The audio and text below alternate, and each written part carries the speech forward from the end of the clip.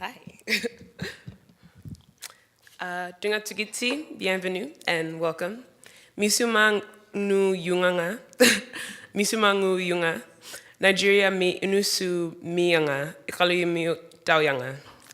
Let me start by saying that, as you may have already noted, my Inuktitut is very feeble at best, and my French is still rudimentary. Je vais parler en anglais pour la majorité du temps parce que je n'ai pas assez le vocabulaire et d'expérience, mais je vais essayer de parler en français et Inuktitut.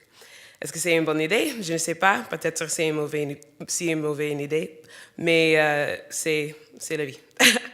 My verb tenses and pronunciation are probably going to be atrocious, plus I'm really nervous, so my apologies in advance. Before I begin, I just really want to show my admiration for these awesome Canadian changemakers that I have the great fortune of speaking with. You all radiate with passion for what you do, but more importantly, compassion for others. It's truly an honor to share this event with you. And another huge thank you, obviously, to the Walrus Foundation and Heritage Canada for this beautiful initiative. Events like these are great venues for intentional reflection as this country faces a historical milestone. So, for every person who lives within the borders of what has been known as Canada for about 150 years now, this anniversary means very different things. It's kind of funny. I was talking about Canada 150 with a friend who was Hungarian. And he says to me, so this country is only like 150 years old. And I said, yeah.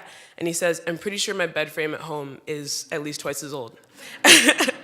For him, it is a wonder that something so physically and ideologically big like Canada can be so new. And in one sense, it is true that relatively speaking, this nation is still in its infancy.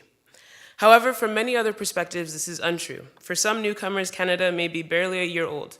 To others, may be as old as their children or their great-great-great-grandparents.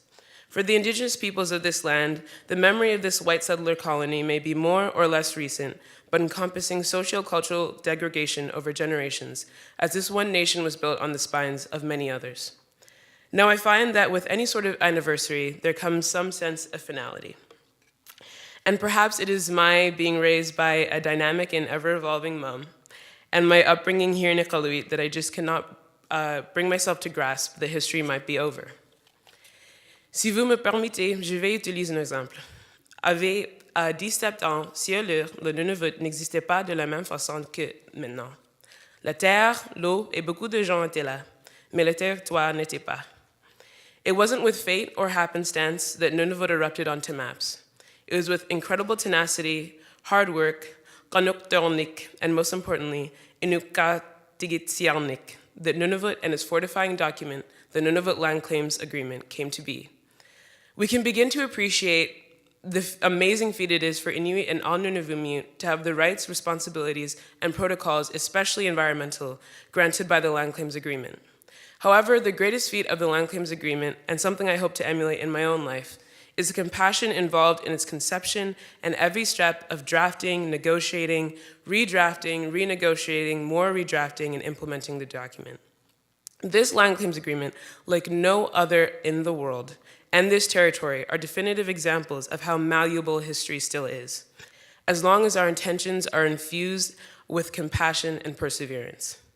Nunavut is a place founded upon and sustained by the compassion taught through Sangiyuk Inuit Kayumayik.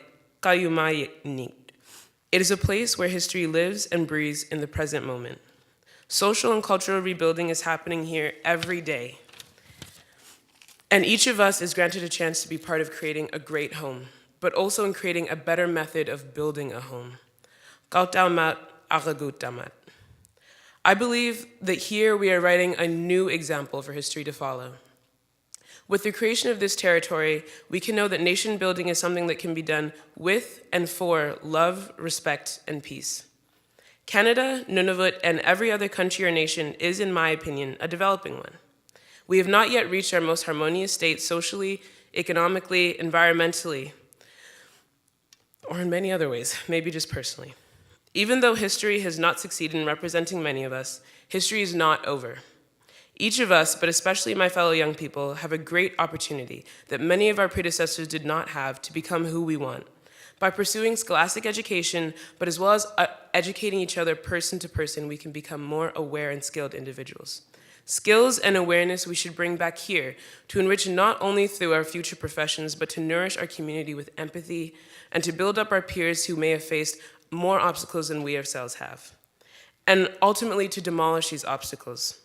What we shouldn't fail to remember is that each of us is not only capable, but talented and valuable and necessary. And with a little more time and courage to explore what's out there, you can unlock what's waiting inside of you. When that is found and cultivated, there's nothing you can call impossible. For young Nunavut, there is so much richness here at home to be inspired by. Nunavut is home to elders who are an endless source of nurture and wisdom. Here we have the incredible privilege of reaching out to the same political pioneers we learn about in class and hear about their work and histories firsthand.